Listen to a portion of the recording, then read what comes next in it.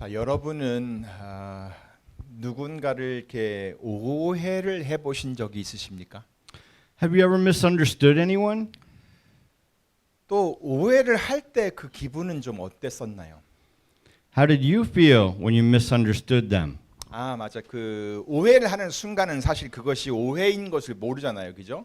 그래서 아마 일단은 그 상황이 오해할 만한 상황이 딱 벌어지면 아마 그 상황을 부정하고 싶었을 것입니다. The moment you misunderstand, you don't know it's a misunderstanding. So you like to deny the situation for now. 아닐 거야. No way. 내가 뭘 좀 잘못 생각했을 거야. I must have gotten it wrong. 자, 그런데요. 오해가 되려면요. 참 신기하게도 그 상황이 오해를 하도록 자꾸 이렇게 만들어 갑니다. However, if it is to be misunderstood, then miraculously the situation causes misunderstanding. 까마귀가 날자 배 떨어진다라는 그런 속담처럼 그렇게 된다는 말입니다. As the saying goes, when the crow flies, the pear falls. 까마귀가 배를 떨어뜨린 것도 아닌데 마치 까마귀가 그런 것처럼 상황이 전개가 된다는 것입니다. It's not like the crow dropped the pear, but things unfold as if the crow did. 그래서 처음에는 막 그것을 부정하고 싶었다가도 점점 그 까마귀가 배를 떨어뜨린 것이 맞다는 확신을 갖게 되는 것입니다. So at first, people want to deny it, but gradually they become convinced that the crow dropped the pear. 그래서 그것이 분명히 오해인 것임에도 불구하고 틀림없는 사실로 자기가 스스로 받아들이는 것입니다. So even though it's a clear misunderstanding, it is regarded as an unmistakable fact. 그렇게 오해를 하니까 결국에는 잘못된 결론이 내려지고 또 잘못된 행동으로 또 이어지게 되는 것입니다. So in the end, wrong conclusions are drawn, leading to wrong actions. 자, 그런데 나중에 그것이 오해였다는 것이 밝혀지면 어떻게 하죠? But what if it turns out later that it was a misunderstanding? 대부분의 사람들은 자기가 오해를 했다는 것을 인정합니다. Most people admit that they misunderstood. 물론 그렇게 하지 않는 사람도 있어요. Of course, some people don't. 하지만 자기가 오해를 했다는 것을 그렇게 인정하는 것은요, 정말 잘하는 것입니다. However, admitting that you have misunderstood is a very good action. 성숙한 사람은 자기의 잘못을 시인할 줄 압니다. A mature person knows how to admit his or her mistake like that. 그렇게 해야 상대방에게 가서 사과를 하든지 아니면 그 상황을 바로잡든지 그 다음 액션을 취할 수가 있는 것 아니겠습니까? That way, you can apologize to the other person, make things right, or take the next action. 물론 그렇게 하는 것이 결코 쉬운 일은 아닙니다. Of course, it's never easy to do that. 그렇기 때문에 어떤 상황에서든지 성급하게 판단을 내려서 오해를 하지 않는 것이 더 지혜로운 것입니다. That's why it's wise not to make hasty judgments and misunderstand in certain situations. 그래서 제가 가끔 이렇게 말씀을 드리곤 하잖아요. So I said this often, right? 멀리 오해하지 말고 가까이 이해를 하라고. Stay far from misunderstanding, but get close to understanding. 이렇게 사람이요, 이해의 폭이 넓어질수록 성숙한 사람이 되는 겁니다. The wider your understanding, the more mature you become. 그리고 자기가 또 오해를 받아본 경험을 또 생각을 하면은요, 가능하면 오해를 하지 않는 것이 좋겠다라는 그런 생각을 할 수 있을 것입니다. And if you consider the experience of being misunderstood, you will be able to think that it would be better not to be misunderstood if possible. 오해를 받으면 기분이 막 좋아지는 사람 없잖아요. 그렇죠? There's no one who feels good when they're misunderstood, right? 그러니까요, 오해만 안 해도 우리는 기분 좋게 살 수 있습니다. So even if we don't misunderstand, we can live happier. 그러니까 여러분, So everyone, 우리 오해하지 말고 삽시다. let's live without misunderstanding. 옆 사람에게 말해 주세요. Please tell the person next to you, 우리 오해하지 말고 삽시다. 시작. let's try in English. Let's live without misunderstanding. Let's live without misunderstanding. 그래요. 그래요. 어떤 경우에도 오해는 하지 맙시다. Yes, let's not misunderstand in any case. 아무리 그 상황이 아무리 오해할 수밖에 없는 상황이었다고 해도 오해하지 마세요. No matter how much a situation was bound to be misunderstood, don't misunderstand it. 사실도 아닌 것 때문에 다시 말해서 내가 오해를 해서 스트레스를 받으면 좋을 게 뭐가 있어요? What's good about me being stressed out because of something that's not even true? In other words, because of my misunderstanding. 만약 그게 사실이라면 언젠가는 그것이 다 드러날 거예요. If that's true, it will come out one day. 그리고 그것이 오해였다면 그것도 때가 되면 또 다 풀릴 겁니다. 그렇죠?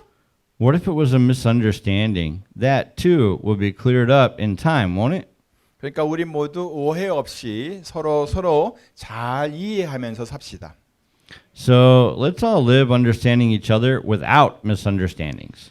자, 그런데 오늘 본문을 보니까요. 사람들이 예수님에 대해서 그렇게 오해를 했더라고요. However, looking at today's scripture, people misunderstood a lot about Jesus. 4절을 다 같이 읽어보실까요? 시작. 그는 실로 우리의 질고를 지고 우리의 슬픔을 당하였거늘 우리는 생각하기를 그는 징벌을 받아서 하나님에게 맞으며 고난을 당한다 하였노라. Shall we read verse 4 together? Begin. Surely he took up our infirmities and carried our sorrows. Yet we considered him stricken by God, smitten by him, and afflicted. 자, 여러분, Everyone, 이 말씀은요 이사야 선지자가 한 예언입니다. this is a prophecy of the prophet Isaiah. 그러니까 약 700년 후에 이루어질 일에 대해서 이사야 선지자가 예언을 했다는 것입니다. He prophesied what would happen about 700 years later. 다시 말해서 예수님께서 십자가의 형벌을 받는 그 모든 과정에 대해서 예언을 했던 것이죠.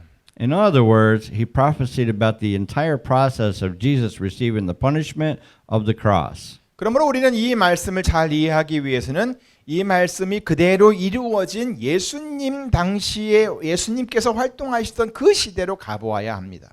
Therefore, we must go to the age when Jesus was active in fulfilling these words. 자, 그럼 다 같이 우리 그 시대로 한번 가볼까요?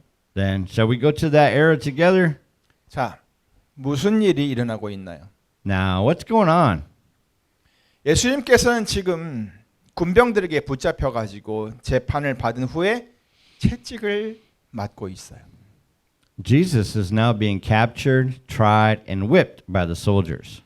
이렇게 채찍으로 예수님을 때린 후에 군병들은 예수님을 그 무거운 십자가를 막 지게 해가지고 처형장까지 가게 하는 거예요. Then the soldiers made Jesus carry the heavy cross and took him to the place of execution. 거기가 바로 골고다라고 하는 곳이었어요. That place was the place called Golgotha. 거기서 군병들은 예수님의 손과 발에 못을 박았어요. There, the soldiers nailed Jesus' hands and feet. 그리고 그 십자가를 세워놓고 예수님을 거기에 매달아 놨어요. And they lifted that cross up and hung Jesus up there. 그리고 예수님이 거기서 서서히 죽어가는 것을 바라보고 있었어요. Then they watched Jesus dying slowly there. 아마 사람들의 머릿속에는 여러 가지 생각들이 이렇게 지나갔을 거예요. Various thoughts must have passed through people's heads. 그런데 대부분의 사람들이 예수님에 대해 크게 오해를 하고 있었어요. But most people had a great misunderstanding about Jesus. 어떻게요? How? 그들은 예수님은 지금 저렇게 징벌을 받아가지고 하나님께 맞으며 고난을 당한다라고 생각을 했던 거예요. Yes, they considered Jesus stricken by God, smitten by him, and afflicted. 저 예수는 지금 징벌을 받는 것이다. That Jesus is now being punished. 그래서 저렇게 하나님에게 지금 맞고 있는 것이다. That's why he is being beaten by God like that. 그래서 저렇게 아주 심한 고통을 당하고 있는 것이다. That is why he is suffering so severely. 여기서 표현하고 있는 우리라고 하는 단어는요, 바로 하나님의 택한 백성 이스라엘들을 가리키는 것입니다. Here we refers to God's chosen people, the Israelites. 그러니까 하나님의 택한 백성들이 예수님에 대해서 아주 크게 오해를 했다는 거예요. So it means that God's chosen people had a great misunderstanding of Jesus. 물론 그들이 처음부터 예수님을 오해했던 것은 아니었을 것입니다. Of course, they may not have misunderstood him from the beginning. 아닐 거야. No way. 내가 잘못 생각했던 거일 거야. I must have gotten it wrong. 예수님은 그럴 분이 아니야. Jesus is not the man to do that. 실제로 사람들은 예수님이 어떤 분이신지를 이미 잘 알고 있었어요. People always knew what Jesus was like. 자기들을 정말로 사랑해 주시고 또 그들의 연약함을 자기들의 연약함을 담당해 주신 분이라는 것을 알고 있었어요. They knew he was the one who loved them and took care of their weaknesses. 그러니까 예수님께서 예루살렘 성에 이렇게 들어오실 때 호산나를 외치면서 예수님의 들어오시는 것을 환호했던 것이었죠. That's why they shouted, Hosanna, and cheered when Jesus entered the city of Jerusalem. 그런데 갑자기 예수님이 군병들에게 잡혀가신 거예요. But suddenly, Jesus was captured by the soldiers. 또 종교 지도자들은 사람들을 막 선동시켜가지고 예수님에 대해 모함을 하게 했어요. Religious leaders incited people to frame Jesus. 재판을 받는 중에도 군중들의 분위기는 점점 더 험악해져만 갔어요. Even during the trial, the crowd's atmosphere became more and more hostile. 결국 예수님을 십자가에 못 박으라라고 하는 판결이 내려졌습니다. In the end, he was sentenced to be crucified. 그러니까 사람들은 그렇게 예수님께서 십자가에서 이렇게 죽어가는 것을 보면서 생각을 했던 거예요. That's why people thought that way when they saw Jesus dying on the cross. 저 예수는 징벌을 받아서 하나님께 맞으며 고난을 당하는 것이다라고 말이에요. They considered Jesus stricken by God, smitten by him, and afflicted. 그들 눈에는 정말 예수님이 징벌을 받고 있는 것으로 보였던 거예요. In their eyes, it really looked like Jesus was being punished. 그들 눈에는 하나님의 아들이라고 하는 그 예수님이 지금 하나님께 버림받은 것처럼 보였던 거예요. In their eyes, Jesus, the Son of God, seemed abandoned by God now. 그리고 그들 눈에는 예수님이 정말 고통스러워서 괴로워하는 것처럼 보였던 거예요. And in their eyes, it really looked like Jesus was suffering from so much pain. 그러니까 그들의 생각이 맨 처음에는 아닐 거야라고 했다가 나중에는 잘못한 것이 있으니까 징벌을 받는 거지라고 하면서 바뀐 것입니다. So they changed their mind from no way to he is being punished for doing something wrong. 자, 그런데 여러분, By the way, everyone, 그들의 그런 생각이 바로 오해였다는 것입니다. that was the misunderstanding. 그들의 생각이 틀렸다는 거예요. It's that their thoughts were wrong. 왜냐하면 그들은 예수님이 그렇게 고난을 당하게 된 이유를 정확히 알지 못했기 때문이에요. This is because they didn't know exactly why Jesus suffered anymore. 왜 그런 일이 일어났는지 그 이유를 알지 못한 채 그들은 자기들 눈에 보이는 것만 가지고 판단을 했던 거예요. Without knowing why it happened, they just judged based on what they saw. 그들이 그 이유를 미리 알았더라면 그렇게 예수님을 오해하지 않았을 텐데 말이에요. If they had known the reason in advance, they would not have misunderstood Jesus like that. 자, 그렇다면 여러분, 성경은 예수님이 그렇게 고난을 당한 이유가 뭐라고 말씀을 하고 있습니까? Then what does the Bible say is the reason Jesus suffered so much? 4절 앞부분을 우리 다 같이 읽습니다. 시작. 그는 실로 우리의 질고를 지고 우리의 슬픔을 당하였거늘. Let's read the first part of verse 4 together. Begin. Surely he took up our infirmities and carried our sorrows. 자, 그러니까요. 예수님께서 고난을 당했던 이유는 바로 그 백성들의 질고 때문이었어요. So the reason Jesus suffered was because of the people's infirmities. 그리고 자기 백성들의 슬픔을 가져가시려고 그렇게 고난을 당하셨던 거예요. And he suffered so much carrying the sorrow of his people. 우리 인생들의 우리 모든 사람들의 아픔과 연약함과 또 우리들이 또 겪어야 할 모든 슬픔을 다 가져가시려고 예수님께서 그런 고난을 당하셨던 거예요. In order to take away all the people's pain and weakness and all the sorrows we have to go through, Jesus suffered such hardships. 바로 저와 여러분들을 위해서 그렇게 하신 거란 말씀이에요. It means that he did it for me and for you. 5절도 보세요. Look at verse 5 also. 그가 찔림은 우리의 허물을 인함이요 그가 상함은 우리의 죄악을 인함이라. But he was pierced for our transgressions. He was crushed for our iniquities. 6절도 보실까요? Shall we look at verse 6 too? 우리 다 같이 읽습니다. 시작. 우리는 다 양 같아서 그릇 행하며 각기 제 길로 갔거늘 여호와께서는 우리 무리의 죄악을 그에게 담당시키셨도다. 아멘. Let's read it in English now. Begin. We all, like sheep, have gone astray. Each of us has turned to his own, and the Lord has laid on him the iniquity of us all. 예수님께서는 이렇게 우리의 허물 때문에 가시와 못과 창에 찔리신 것입니다. Jesus was pierced with thorns, nails, and spears for our transgressions.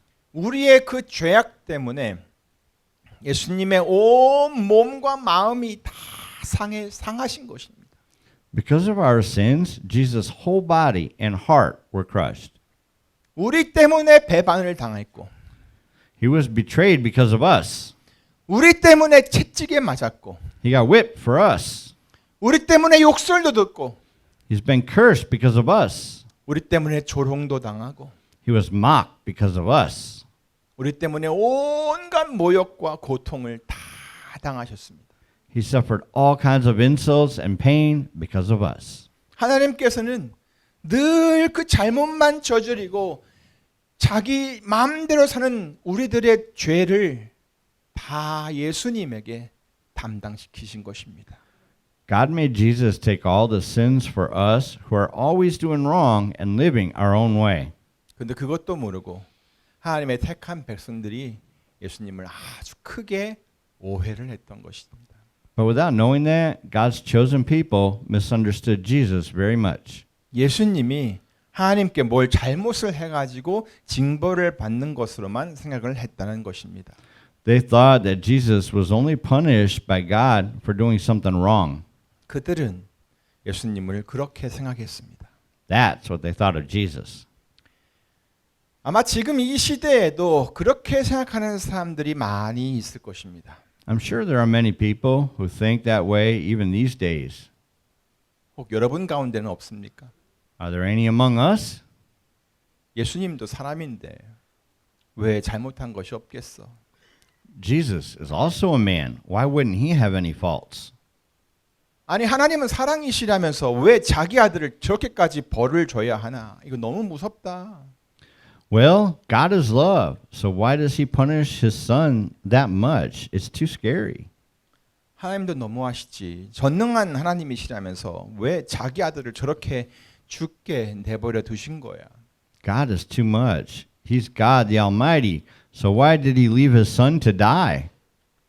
그런데 여러분, By the way, everyone, 이런 생각들은 전부 다 잘못된 생각들입니다. all these thoughts are wrong. 그래서 사람들은 하나님을 오해하는 것입니다. That's why people misunderstand God.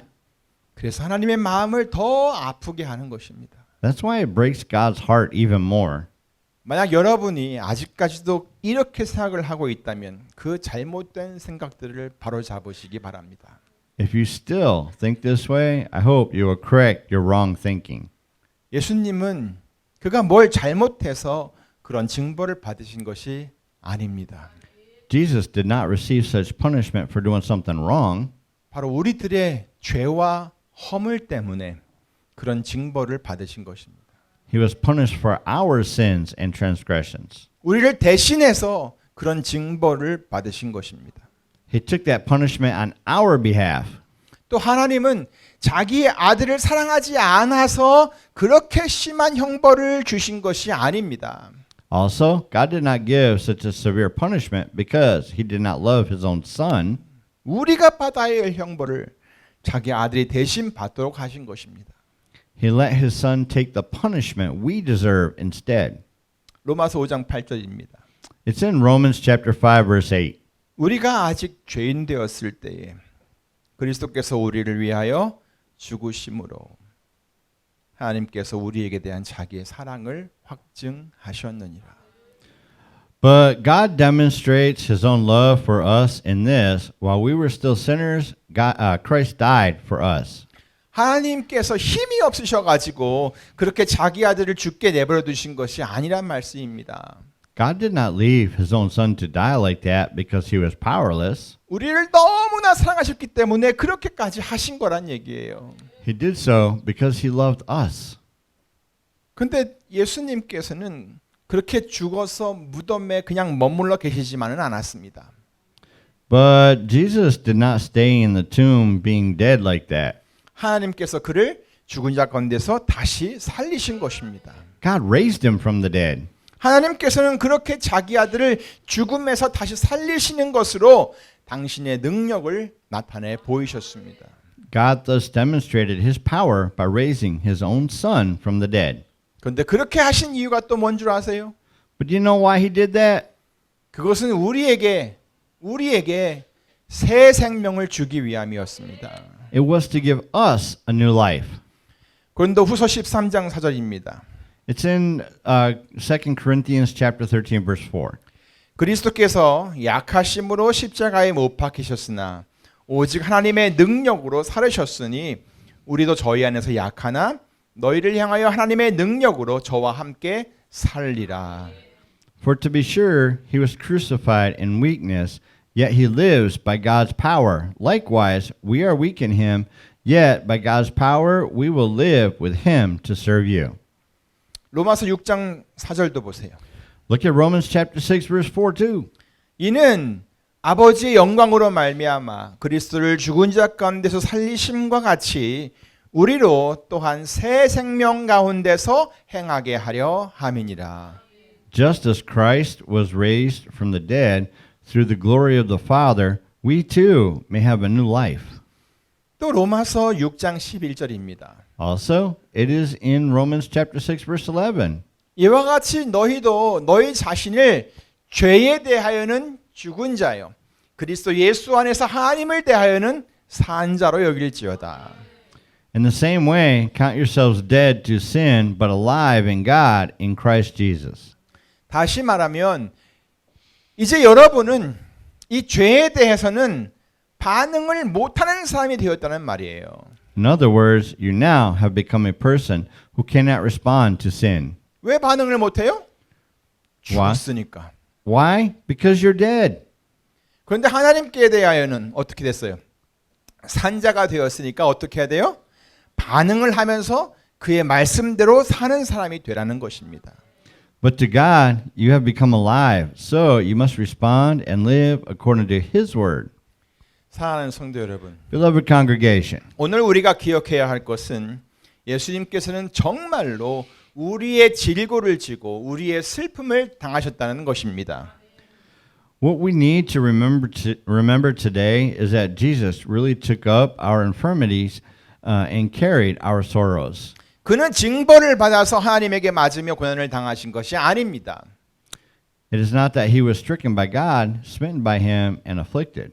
우리들 때문에 그렇게 하신 것입니다. He did it because of us. 그러므로 이제는 예수님에 대해 오해가 없으시기를 바랍니다. Therefore, I hope there is no misunderstanding from now on. 그리고 그 진실을 분명히 아시기를 바랍니다. And I want you to know the truth. 그 참된 진실이 뭐냐?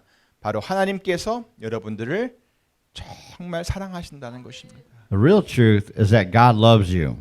그래서 자기의 독생자 예수님을 저와 여러분들을 위해서 그렇게 내어 주셨다는 것입니다. That is why he gave his only begotten son Jesus for me and for you. 그렇게 해서 우리 모두의 죄와 허물을 대신 지고 가게 하신 거죠. That's how he took away the sins and transgressions of all of us. 오늘 본문 5절을 보십니다. Look at verse 5 of today's scripture. 우리 다 같이 읽어볼까요? 시작. 그가 찔림은 우리의 허물을 인하며 그가 상함은 우리의 죄악을 인함이라. 그가 징계를 받음으로 우리가 평화를 누리고 그가 채찍에 맞음으로 우리가 나음을 입었도다. 아멘. Shall we read it together? Begin.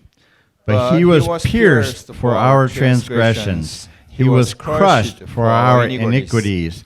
The punishment that brought us peace was upon him, and by his wounds we are healed. 바로 여기에 하나님의 사랑이 담겨 있습니다. This is where God's love is contained. 바로 여기에서 우리는 하나님께서 우리들을 얼마나 많이 사랑하시는지를 깨달을 수가 있는 것입니다. Right here we can realize how much God loves us. 우리들을 향한 그 하나님의 사랑. The love of God for us. 그 사랑은 자기의 아들을 찔리게까지 하시면서 우리의 허물을 담당하신 사랑입니다. It is the love that takes up our transgressions while his son was pierced. 자기의 아들을 상하게까지 하시면서 우리의 죄악을 담당하신 사랑입니다. It is the love that carried our sins while his son was crushed. 자기 아들을 징계하시면서 우리가 평화를 누릴 수 있게 하신 사랑입니다. It is the love that brought us peace while his son was punished. 그리고 자기 아들을 채찍에 맞게 하시면서 우리를 낫게 하신 사랑입니다. And it is the love that healed us while his son was whipped. 이 사랑이 바로 우리를 살게 하는 것입니다. This love makes us live. 그러므로 사랑하는 성도 여러분, Therefore, beloved congregation, 이제는 모든 오해와 잘못된 생각들을 내어 버리시기를 바랍니다. now I hope you will get rid of all the misunderstandings and misconceptions. 그리고 날마다 그 깨끗한 마음과 깨끗한 눈으로 그 하나님의 사랑을 온전히 바라보면서 사시기를 우리 주 예수 그리스도의 이름으로 축원합니다. And in the name of our Lord Jesus Christ, I pray that you will live with a clear heart and clear eyes every day looking at this love of God. 자, 이제 우리 주의 만찬을